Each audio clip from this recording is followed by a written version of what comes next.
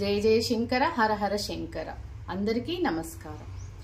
సనాతన ధర్మంకు మూలం వేదం. 8 పదులు దాటిన ఈ వయస్సులోనూ వేద విద్యార్థులకు 2 తెలుగు రాష్ట్రాలలో వేద పరీక్షలు నిర్వహిస్తూ తమ వంతుగా వేదానికి సేవ చేస్తున్న బ్రహ్మశ్రీ తూములూరి సాయినాథ్ శర్మ గారు నిత్య వైదిక ఆచారాలను పాటిస్తూ శ్రీ జనార్దనానంద సరస్వతి స్వామి సంస్కృతి ట్రస్ట్ మేనేజింగ్ ట్రస్టీగాను, శ్రీ వేదవ్యాస పాఠశాల ఫౌండర్ మెంబర్గాను నిరాడంబరమైన జీవనాన్ని గడుపుతూ గురు వాక్య పరిపాలనే జీవిత లక్ష్యంగా ఉన్న వీరు మహాస్వామి వారి భక్తులందరికీ ఆదర్శం. స్వామివారు పలికించినంత పలుకులను వీరి మాటల్లో విందాం. అయిపోయినా ఈ ఒంట్లో బాగుంటలేదు, నీకు వివాహం కావాలి అది ఇది అని చెప్పన్నారు. సరే మన 60లో వివాహం అయిపోయింది. సరే అక్కడే ఏదో మిగతావన్నీ ఈ ఉద్యోగానికి కావాల్సినవి అప్లికేషన్స్ పెట్టుకుంటూ కాలక్షేపం చేస్తుంటే అప్పుడు ఎల్ఐసిలో ఏవో రిక్రూట్మెంట్ పడింది 61లో. ఇప్పుడు రిక్రూట్మెంట్లో మొత్తం మీద నాకు సెలక్షన్ వచ్చిందన్నమాట. 62లో నాకు రిక్రూట్మెంట్ అయినప్పుడు కానీ 62లో ఇచ్చారు జాబ్. అప్పటి వరకు మీరు స్వామివారిని మళ్ళీ కలవలేదు? నేను మళ్ళీ అసలు స్వామివారిని చూడటమే జరగలేదు. ఆ తర్వాత ఏదో మా మామయ్య గారింట్లో ఏదో సందర్భంగా మెడ్రాసు వెళ్ళాను. మెడ్రాసు వెళ్తే మెడ్రాసులో మా అక్కయ్య గారింటికి వెళ్ళి స్వామివారు మళ్ళీ ఏదో మెడ్రాసు వచ్చారు. ఇప్పుడు ఇట్లా వెళ్తున్నారని తెలిసి అప్పుడు ఇటు వస్తున్నారు. నేను వెళ్ళే సమయం స్వామివారు వెళ్తున్నారు కొంతమందితోటి. సరే అప్పుడు వెళ్ళి సాష్టాంగ నమస్కారం చేశాను. ఆ జనంలోనే వెళ్ళేశారు, ఆశీర్వాదం చేశారు. అట్లా ఒకసారి మళ్ళీ స్వామివారి అనుగ్రహం జరిగింది. అయితే ఏమైందంటే ఈ ఉద్యోగం వచ్చిన తర్వాత నాకు స్వామివారు ఒక మంచి మార్గం చూపించారనిపించింది. అప్పుడు కుప్ప లక్ష్మణ్ గారు బందర్లో శంకరమఠం, నాకు ఉద్యోగం బందర్లో వచ్చింది, డివిజనల్ ఆఫీస్లో వచ్చింది. నేను జాయిన్ అయ్యంగానే ఇక్కడ కుప్ప లక్ష్మణ్ గారు మా పూర్వ దీంట్లో మాకు కొంచెం బంధుత్వం ఉంది. ఎవరో చెప్పారు లక్ష్మణ్ గారు అక్కడ ఉన్నారు అని చెప్పి. శంకరమఠంలో ఆయన వేదానికి భాష్యం చెప్తున్నారు. అక్కడ ఉపాధ్యాయులుగా ఉన్నారు. ఆయన అక్కడ వివేకానంద మందిరం ఉంటున్నది, మా ఎల్ఐసి వెళ్ళే దారిలోనే ఉంది. ఆ వివేకానంద మందిరంలో మనస్సు అనే సబ్జెక్టు మీద ఆయన ఉపన్యాసాలు చెబుతున్నారు. దాదాపుగా 20-25 రోజులు చెప్పుకుంటారు ఈ సబ్జెక్టు మీద. మంచి లాయర్స్, డాక్టర్లు అదందరూ వస్తుండేవాళ్ళు. నేను ఆ ఆఫీస్ వదిలిపెట్టగానే అటుపోతుండేవాడిని. ఏదో మొత్తం మీద నాకు అనుకోకుండానే ఈ ఆధ్యాత్మికంగా కొంత ఈ దీంట్లో లింక్ అవుతుంది. అది అయిపోయిన తర్వాత, లెక్చర్స్ అయిపోయిన తర్వాత నేను ఏమనుకున్నా అంటే వీరి దగ్గరికి వెళ్ళి ఏదైనా చెప్పుకుందాం అని చెప్పి శంకరమఠం వెళ్ళాను. శంకరమఠం వెళ్ళి నేను బలానా అని చెప్పాను. మా ఇంటి పేరు తూములూరు లేండి, మరి తూములూరు వారు ఇట్లా బలానా అని చెప్పి నేను చెప్పాను. చెబితే ఆయన మా లక్ష్మణ్ గారు, రే నువ్వుట్రా, నువ్వు మా మాతామహుడు జనకస్థానంలో మా మాతామహుడు గుంటూరు జిల్లా ఈ వేద పరీక్షాధికారి, మొట్టమొదటి పరీక్షాధికారి, భాగవతులు రామావధాన గారని మొట్టమొదటి పరీక్షాధికారి ఆయన. అంటే ఇది 1925లోనో ఎప్పుడో పెట్టిన సంస్థ అది. మా వెంటనే లక్ష్మణ్ గారు ఇచ్చేసి, నువ్వు రామావధాన గారి మనవుడుట్రా, నీకు చెప్పకపోతే నేనట్లా అని చెప్పి ఆయన నేను చెప్తానన్నారు. అసలు అంటే నాకు అనిపిస్తుంది ఆయన లెవెల్ ఏంటి, పిహెచ్డి లెవెల్. పిహెచ్డి కంటే పై లెవెల్. వేదార్థము అన్ని శాస్త్రాలు చదువుకోవాలి, వేదార్థం చెప్పుకోవాలి. దాని పరీక్షాధికారి కంచిపీఠంలో ఆయన దగ్గరికి నేను వెళ్తున్నా. నీకు ఇవన్నీ ఏం లేదు, నేనేం సంధ్యావందనం మన ఆలు దిద్దుకోవటం అన్నమాట. అసలు నాకు ఇదేమో లేదు, అసలు ఆ థింకింగే లేదు. అంతది అంటే దీని గురించి అంత కాన్సెప్ట్ లేదు. వేదార్థం వేదం వీని గురించి ఉంటే కాన్సెప్ట్ లేదు. ఆయన చెప్తా అనేటప్పటికి సరే మరుసటి రోజే రమ్మనమన్నారు. రోజు పొద్దున్నే ఇట్లాగే ఇది వేసుకోవటం, ఆయన దగ్గరికి వెళ్ళటం, సంధ్యావందనం పాఠం చెప్తాం. ఓ 15 రోజులు అయ్యింది. 15 రోజులు అయ్యేటప్పటికీ ఇంతలోకే ఆయనకి ఎక్కడో వేద భాష పరీక్షలు లేకపోతే ఉపన్యాసాలు ఏవో వచ్చినాయి. అక్కడ వేదం చెప్పే గురువు గారు ఒక ఉన్నారు, నారాయణ ఘనపాటి గారు అని. అరవ దేశం నుంచి అక్కడి నుంచి వచ్చారు, తమిళనాడు నుంచి వచ్చారు ఆయన. అక్కడ చాలామందికి వేదం చెబుతున్నారు. ఇది 10-15 మంది క్రమాంతం ఆయన దగ్గర చదువుకున్నటువంటి వాడు, మంచి గట్టి పండితుడు ఆయన.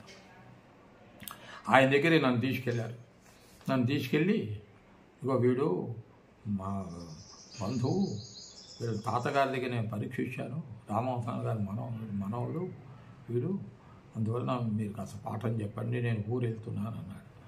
ఆయన వీడికి సరిగ్గా స్వరం చెప్పడం రావటం లేదు, నేను చెప్పను బొమ్మన్నాడు. ఆయన బతిమాలి మీరు ఎట్లయినా సరే వీడికి చెప్పాలి, వీడు మావాడు అని చెప్పండి. సరే పాపం ఆయన చెప్పి పాఠం మొదలుపెట్టి ఆయన 22 ఏళ్లకి మీరు వేదం నేర్చుకోవడం మొదలుపెట్టాను. మొదలుపెట్టి అప్పుడు ఏమైందంటే ఆ శంకర మఠంలో ఒక గ్యాప్ వచ్చింది. వేద విద్యార్థులు ఎవరు లేరు, ఇంకెవరు కొత్త వాళ్ళు రావటం లేదు. లౌకికంగా వచ్చినటువంటి వాడు మొట్టమొదటి వాడు నేనే. అది కంచి శంకర మఠం కంచి చెప్తా. అది గాయత్రి పీఠాధిపతులు దాన్ని నిర్వహిస్తున్నారు. గాయత్రి పీఠాధిపతులు అది. ఆయన మా గురువు గారికి వీరికి 25 రూపాయలు ఇచ్చేవారు. ఈ నారాయణ ఘనపాటి లక్ష్మణ గారికి 100 రూపాయలు ఇచ్చేవారు. ఆ రోజుల్లో అట్లా ఉండేది. సరే నేను మొదలుపెట్టిన తర్వాత పాఠం మొదలుపెట్టి వరుసనే రెగ్యులర్గా పాఠం ఇదైపోతుంది, బాగా సాగిపోతుంది. అది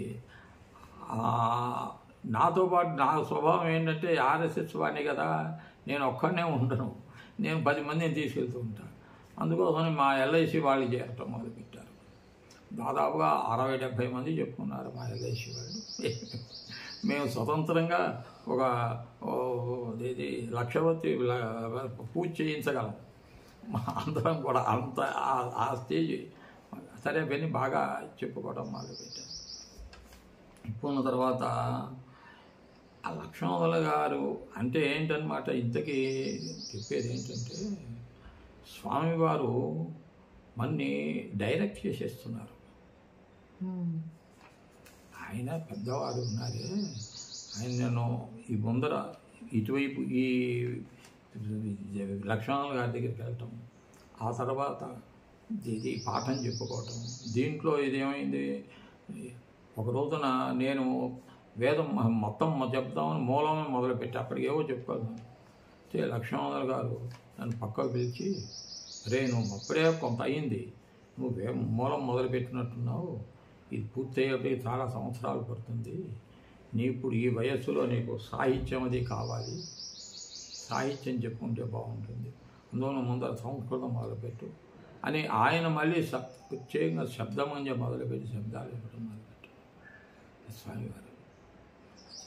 సరే అక్కడ ఆ యాక్టివిటీస్. అప్పుడు వారికి ఎంత వయసు ఉంటుంది? వారికి 55, 60, 55 ఏళ్ళు. వారికి సన్యాసం ఇచ్చింది వారికి 75, 76లోను. 75, 76 లక్ష్మణ గారికి సన్యాసం స్వీకారం 75 ఏళ్ళు. ఎవరిచ్చారు సార్? స్వామివారే. ఇప్పుడు స్వామివారి అది ఎట్లా అయిందంటే, స్వామివారి అన్నగారు గొప్ప ఆంజనేయ శాస్త్రి గారని, ఆయన గొప్ప వ్యాకరణ పండితుడు. అది భాష్యాంత వ్యాకరణం చదువుకున్నట్టు ఆయన టీచర్గా పనిచేస్తున్నారు హిందూ కాలేజ్. దీంట్లో వీళ్ళిద్దరూ స్వామివారి గుంటూరు హైదరాబాద్ ఇదే మచిలీపట్నంలో వీళ్ళిద్దరూ స్వామివారి దర్శనానికి వెళ్ళారు. వెళితే స్వామివారిని లక్ష్మణ గారు అప్పుడే అడిగారట, అది ఎక్కడో ఆ ఎలయత్తం కూడా ఎక్కడో నాకు చెప్తారు, వీళ్ళు చెప్తారు. ఎలయత్తం గుడి అడిగారట, నాకు ఆశీర్వాద స్వీకారం తీసుకోవాలన్నది, నాకు మీ అనుగ్రహించాలని చెప్పంటే ఆయన కాలాంతరంలో నేను చెప్తానులే అని అన్నారు. ఆయన అప్పటి నుంచి మళ్ళీ ఏం చెప్పాలి. ఉన్నట్టుండి ఆయనకి తర్వాత కొన్ని అది విని డీటెయిల్ కావాలంటే వేరే ఉన్నది. తర్వాత పిలిచి నువ్వు అప్పుడు అడిగావు, నువ్వు సిద్ధంగా ఉన్నావా అన్నట్టు. అడిగితే నేను సిద్ధంగా ఉన్నాను, స్వామివారు సిద్ధంగా ఉన్నాను అన్నారు. అప్పుడు ఆయన వెంటనే ఏం చేశారంటే ఆవిడ చేత ఏదో లక్షవతులనోమో ఇంకేవో వ్రతాలేవో ఇటువంటివి కొన్ని కార్యక్రమాలు అవి పూర్తి చేయించేసేసి ఇక అప్పుడు స్వామివారు సతారాలో ఉన్నారు, మహారాష్ట్రలో.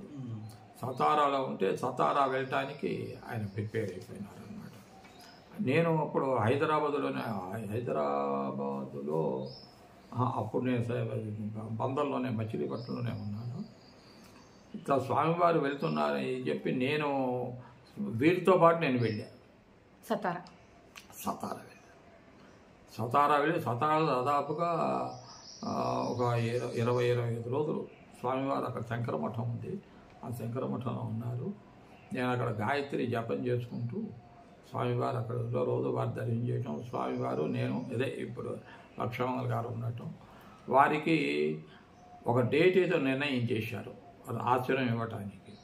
అక్కడ దగ్గరలో ఒక 10 కిలోమీటర్ల దూరంలో ఏదో ఒక గ్రామం, ఆ గ్రామంలో ఆయన పేరు నాకు గుర్తు రావట్లేదు, వారు ఒక గురువు గారిని ఏర్పాటు చేశారు వీరికి, లక్ష్మణ్ గారికి. స్వామివారి సమక్షంలో ఆయన ఇస్తారన్నమాట. అది మెట్టూరు స్వామివారని విన్నాను. మెట్టూరు స్వామివారు ఆయన చిన్న ఆయన పేరు వెంటనే ఇది వచ్చింది, అందువలన ఏర్పాటు చేశారు. ఇక రేపో ఎల్లుండో ఇది బయలుదేరి వెళ్తారనంగా స్వామివారు అక్కడికి వెళ్ళాలి, అందరూ వెళ్తారనమాట. వెళ్ళాలనంగా నాకు ఆఫీస్ నుంచి ఫోన్ వచ్చింది, నువ్వు అర్జెంటుగా వచ్చి జాయిన్ కావాలి, నీకు లీవ్ అయిపోతుంది అని చెప్పి. నేను అటువైపు వెళ్లకుండానే అప్పటికప్పుడు నేను బందర్ వచ్చేసేసాను అనమాట. అసలు వారితో పాటు అక్కడ ఉందామని ఆ టైంలో అక్కడ ఉండాలని అనుకున్నవాడిని. మేమిద్దరే వెళ్ళాం ఇది హైదరాబాద్ నుంచి దీనికి సతారా అన్నమాట. ఇద్దరం బస్సులో వెళ్తూ అంటే స్వామివారితో అంత అనుబంధం. ఈ 1961 ఆ ప్రాంతంలో బందర్ వచ్చారా మహాస్వామివారు? ఎవరు? మహాస్వామివారు. అది ఇప్పుడు ఏంటంటే నేను 62లో జాయిన్ అయిపోయినాను. ఇదంతా అక్కడనే శంకరమఠం వెళ్ళటం, పాఠం చెప్పుకోవటం ఇవన్నీ జరుగుతుంది. 67లో స్వామివారు ఆంధ్రప్రదేశం దీనికి వచ్చారు, ఆయన పర్యటన కోసం వచ్చారనమాట. ఆ పర్యటన రావడానికి ప్రధానమైనటువంటి కార్యం ఇదంతా మా లక్ష్మణ్ గారు, మండలి వెంకట శాస్త్రి గారు, వీళ్ళు ఇంకో వాళ్ళిద్దరు, మాగంటి సుబ్రహ్మణ్యం గారు, మాగంటి సీతారామయ్య గారు ఎవరో ఆయన పెద్ద ఆయన వీళ్ళు పట్టుబట్టి స్వామివారు రమ్మన్నారు. అంటే వారి ఆహ్వానం మేరకు వీళ్ళు వచ్చారు. వీళ్ళే మొత్తం ఏ పర్యటన అంతా కూడా ఏర్పాటు చేసిందంతా ఈ స్వామివారు, లక్ష్మణ్ గారు, మండలి వెంకట శాస్త్రి గారు, వీళ్ళంతా అన్నమాట. మీ తమ్ముడు గారు ఒక ఆర్టికల్ రాశారు, అది చదివాను నేను. ఒక రిక్షా వాడికి ఎలాంటి అనుభవం ఉంది అని మీ ద్వారా. ఏంటది? రిక్షా తొక్కే అతను. అది చెప్పండి సార్. అదే ఇప్పుడు ఏమైందంటే అక్కడ స్వామివారు అక్కడ ఉన్నాగా మేమందరం కూడా, నేను చెప్పాను కదా, నేను ఈ ఆర్ఎస్ఎస్ దీంట్లో ఉండటంతో అక్కడ విశ్వ హిందూ పరిషత్ ఒకటి ఉన్నది. దానికి ఆ యాక్టివిటీస్లో నన్ను చేసుకోమన్నారు. నేను ఆ యాక్టివిటీస్లో ఉంటున్నాను. ఈ స్వామివారిని గురించి నేను చెప్పటం, స్వామివారి ఆర్టికల్స్ చెప్పటం, ఇదంతా కూడా ఒక బృందం పోగుపడింది అక్కడ మాకు. స్వామివారు వస్తున్నారని చెప్పి లక్ష్మణ్ గారు మనందరం కలిసి ఏదైనా కార్యక్రమం చేయాలి అని చెప్పి ఆయన మాకు ప్రోత్సాహం ఇచ్చారు. చేసి ఏం చేశామంటే, స్వామివారు వచ్చే ముందు ఆయనకి రామనామం అంటే ఇష్టం. అని చెప్పి మేమేం చేసాం, రామనామం పుస్తకాలు ప్రింట్ చేయించి ఒక పోటీ అందరి చేత వారు వచ్చే లోపలనే ఇవన్నీ ఇవేవి రాయించేసేసి ఆ పుస్తకాలు కలెక్ట్ చేసి పెట్టామన్నమాట. ఇంకోటి ఏంటంటే జగద్గురు భక్త బృందం అని ఒకటి పెట్టాం. పెట్టి ఒక ప్రతి నెల ఒక ప్యాంప్లెట్ వేయటం. ఆ ప్యాంప్లెట్లో స్వామివారి ఆర్టికల్ దాని సంగ్రహంగా వేయటం. అంటే 4 పేజీలే ఉంటుంది, ఉన్నాయి నా దగ్గర ఉన్నాయి, చూపిస్తాను. అది అట్లా మేము జగద్గురు భక్త బృందం అని పెట్టి ఆ యాక్టివిటీస్ వారు వస్తున్నారు కదా అని చెప్పి వీళ్ళు ఏం చేశారంటే ఈ శంకరాచార్యుల వారి స్తోత్రాలు అవి 3 వాల్యూమ్స్గా ప్రింట్ చేయించారు. అవన్నీ పాపం లక్ష్మణుల గారే ప్రూఫ్ దిద్ది దగ్గరుండి ఇవన్నీ కూడా చేసేసేవారు అన్నమాట. మేమేం చేసాం, స్వామివారు వస్తున్నారంటే దాదాపుగా ఈ శంకర మఠానికి ఒక 4-5 కిలోమీటర్ల దూరంలో అక్కడ జిల్లా పరిషత్ ఆఫీస్ ఉంటుంది. అక్కడికి మేమందరం వెళ్ళి వారిని ఆహ్వానం చేయడం వస్తాం. వారు పల్లకీలో వస్తున్నారు అన్నమాట. మేము పల్లకీలో ఈ రామనామం పుస్తకాలు ఇవన్నీ పెట్టుకుని మేమందరం అదే ఆ ఊళ్ళో ఉన్నటువంటి పెద్దవాళ్ళు అందరం కలిసి అక్కడికి వెళ్ళాం. స్వామివారు అక్కడి నుంచి చూడంగానే ఈ పల్లకి రామనామం చూడంగానే వెంటనే కింద దిగేసేసి ఆ పుస్తకాలు ఇట్లా నెత్తి మీద పెట్టుకుని అక్కడి నుంచి నడిచి వచ్చేసి అక్కడి నుంచి 3-4 మైళ్ళు శంకర మఠం దాకా నడిచేసి పాపం అక్కడ 3 నెలలు ఉన్నారు.